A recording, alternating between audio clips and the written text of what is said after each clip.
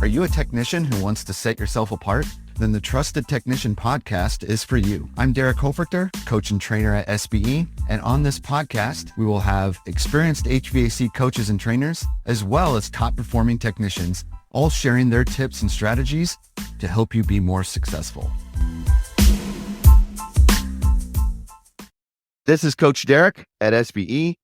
Welcome back to the Trusted Technician podcast. Today we have a return guest to our podcast. We've got Jeff with Blazer out in Virginia. Jeff, welcome to the podcast. Welcome back. Thanks, man. Glad to be here.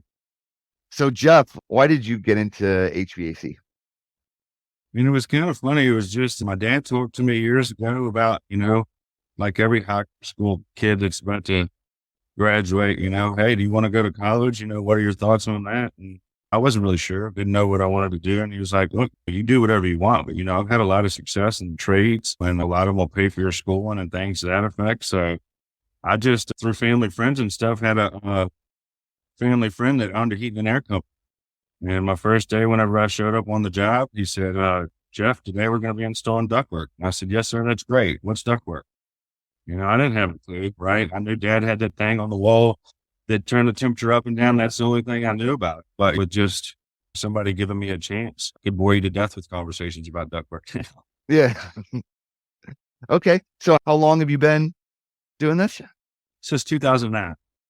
Okay. So a decent amount of time. What for you has been your favorite thing? Like, why stay with it?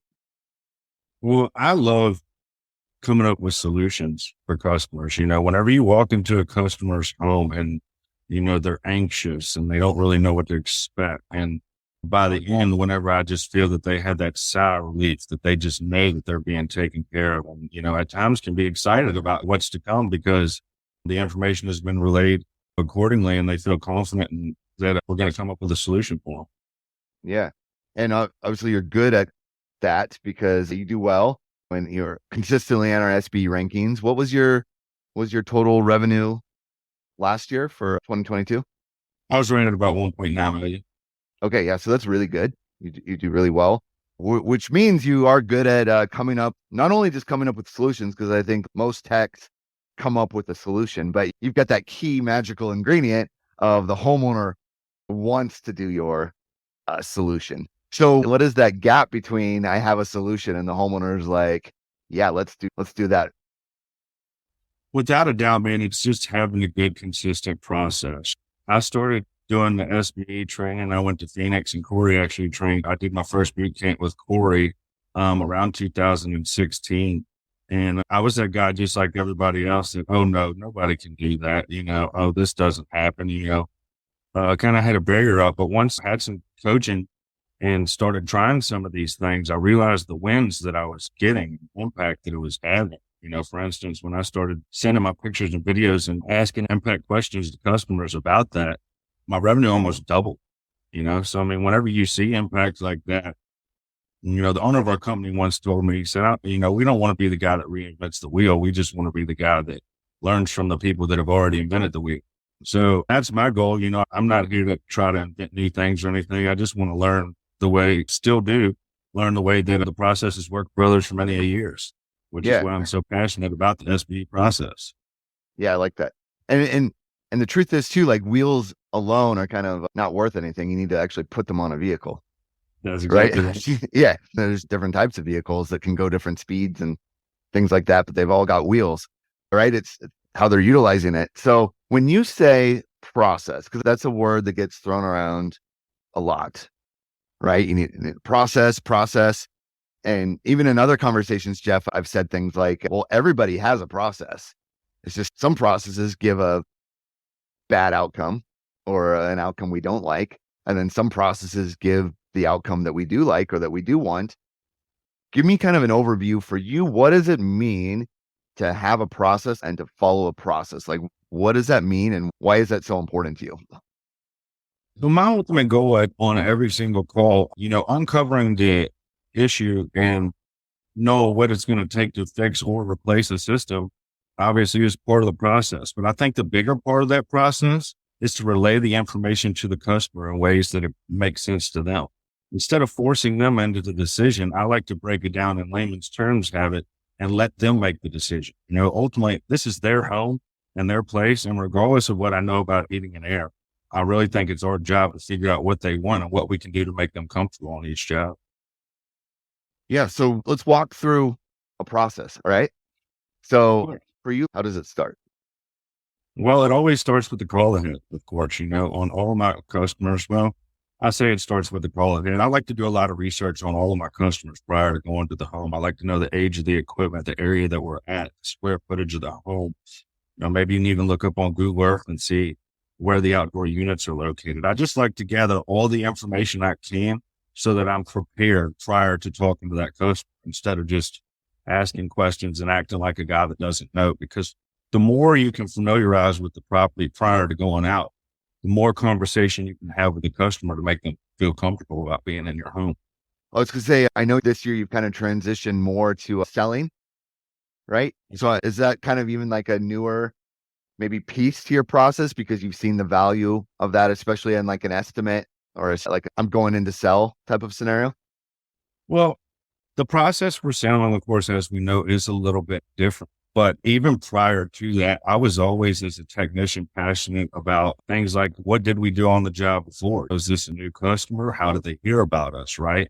So history of the repairs that they've made, age of the equipment, similar things, right? So similar process that is tweaked a little bit, but I've always been a guy that wanted to do my research on the front end to That's make sure. amazing because if you're prepared, I think that comes across as competence and professionalism to the homeowner.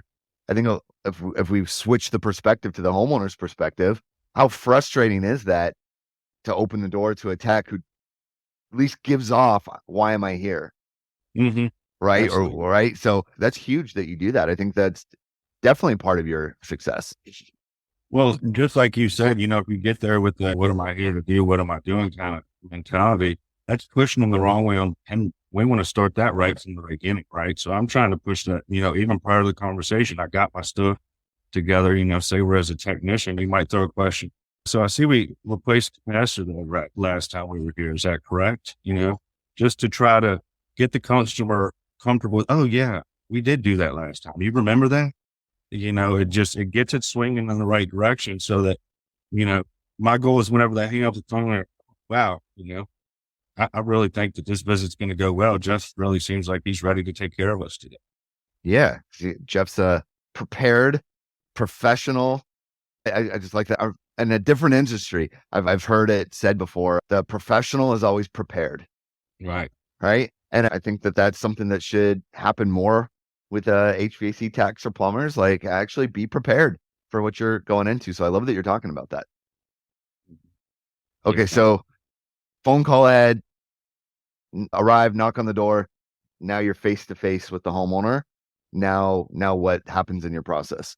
Now I like to just kind of confirm, what we're there for as well. I mean, for instance, me, you understand I'm here to do an estimate on the downstairs system. Is that correct? Have you ever had an estimate done before? What did you think about it? I got some unpacked questions that I really think get the ball rolling because again, with these questions, the goal right there is to figure out what they actually want, right? Don't go in with tunnel vision, telling them all this cool stuff that they can do and jump straight to solutions. Really got to dig in at that time to show value to the customer. Hey, I'm here to take care of you, but I want to do it the way that you want it done. So that's why I'm going to be asking these questions along the way to make sure that we're on the same page all the way through. Yeah. I've done some role play with you, before in training scenarios, and I've heard you do it, a number of times. And I know that that's something that I've consistently heard you do. It's kind of like ask permission to ask questions, right? Like you kind of have a way you approach that, right? Well, we learned something from everybody. And actually, I was on a tech mastermind one time. And one of the technicians, one of the guys' objections to the process Happy was asking all those questions take time. Don't you think customers are just going to think you're weird that you're asking all these questions? And one of the guys said, well, I know it sounds funny, but just get permission to ask the questions. And man, that's gold right there. Like you Yeah. got, we're doing is getting permission throughout this whole thing. Why not start with permission to ask questions? So Right. give me an example of what that sounds like. Like pretend I'm the homeowner and you're going to get permission from me to ask questions. So my ultimate goal while I'm here is to make sure that I do what you all want. I don't want to get tunnel vision or get sidetracked on anything. So I'm just going to be asking you some questions along the way to make sure that I'm getting you comfortable the way that you should be. Would that be okay with you? That's beautiful. There's really no reason to say no to that. What in the role of the homeowner, what it's sounding like to me is you care about my opinion, you care about what I think, you're respecting my house, and I'm going to like that. I'm going to want now to give you that info because it benefits me. Versus, yeah, if you feel like you're getting interrogated by somebody, you just feel like the info is not for my benefit. You're going to use it against me. Absolutely. And so, obviously it's not every day that people wake up in a system replacement day or they have an issue or whatever. People are on edge at that point, right? They don't know a whole lot about it. They might get on Google for a half an hour trying to figure out a couple of things. And they have somebody coming up to their home that they think is going to try to sell them something the whole time. So if we don't make that connection right there and good rapport right there to where we can get them to trust us, we'll never truly uncover what they want, because what are they going to do then? They're going to lie, right? Yeah. So I just think it's important to say, look, this is how I'm here. This is the way that I like to do things. Is this okay with you? Because I really want to get to the solutions that you want today. Nice. How much flexibility is there in your process? Well, the process, it all depends on blended personality and everything. I'm a firm believer in the nurture and parent the whole way through, whether somebody's hostile or they're not quite understanding the information or they're intimidated or whatever. But I'm really prideful in making sure that I ask certain impact questions and I don't walk to the van heavy and say, oh, I wish I would have got this piece of information. Right. But it can happen at different times and at certain times, other than your upfront contract and you're setting the stage. When you start doing the walk around and everything and really uncovering things, impact questions and uncovering information really can be found anywhere in there. Just as long as you don't jump to solutions and assume too early, I think you have great success with it. Yeah. When you said jump to solutions or make assumptions, and then, you started out by saying too that, you like solving things. So do you feel like your muscle memory is now good, or is it still a temptation that you have? Wait, hold on to it. Don't solve it yet. Ask more questions. You still battle that? And what maybe your advice for people who battle that?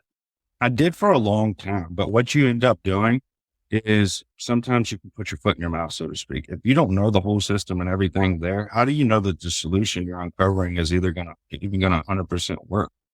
So what I try to do for myself is, before I know for sure that this is what we can do, have you, for instance, if somebody asks, oh yeah, well, can we do a duct clean? And I'll say, well, I'll certainly evaluate the duct work while I'm here and look at that and see what my thoughts are. I may take some pictures and videos of the duct, and then we'll have a conversation about that after I get all my information, right? Just don't let them jump the gun on you, because some customers they're excited, they're anxious to get the information and just get that number.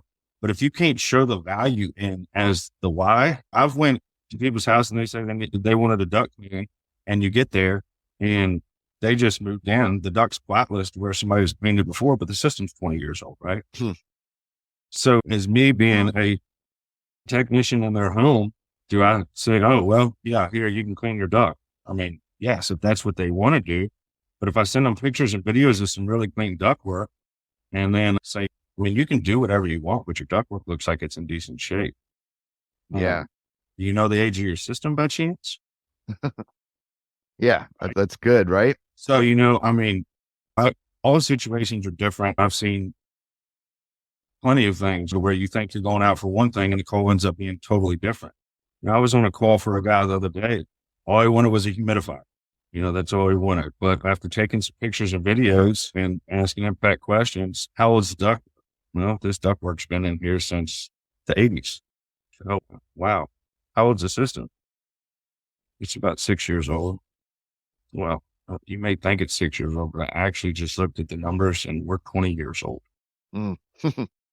Well, by the end of that, and I went back there 3 times, because for my customers, I tell them I don't care how many times it takes. I want them to be comfortable with the information prior to talking about money or installation.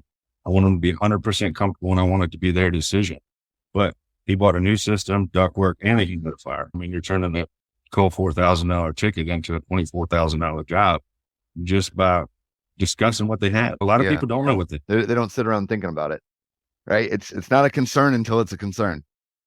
So Jeff, this is amazing stuff. I always love talking with you, and we could probably talk all day on here, but I do have to let you go. But last thing, what advice would you give to a technician who is maybe just frustrated with where they're at, what they're doing, the outcome of everything, and not quite sure, like even maybe where to start making changes, or, maybe they've got a lot of habits. Like I know, cause I know you coach a little bit more and stuff too. Like how would you speak to kind of encourage them or help them focus?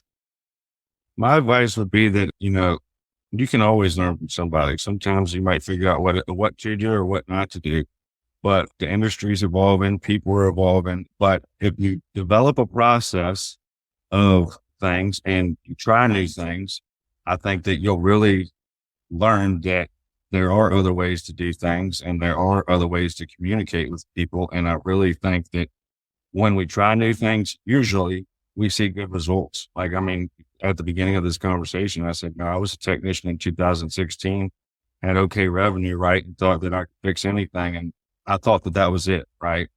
Well, again, the impact of pictures and videos alone doubled my revenue. Was that something that was changed? Yes. Was it something that was uncomfortable that I had to learn to adapt to, right? It wasn't in my normal process, but when I changed my process, it changed the result, right? So that's what I would say is just be adapt to change. Things are always changing. There are new ways and more efficient ways to do it. And it never hurts to try it. You try anything, maybe it doesn't work the first couple of times, but then on the fourth or fifth, it works excellent. And then it becomes more natural to you. And the next thing you know, you're in the top 100. Yeah, that's good. I love that. Jeff, thanks so much for being on the podcast again. Awesome, man. Appreciate it. Thank you for your time.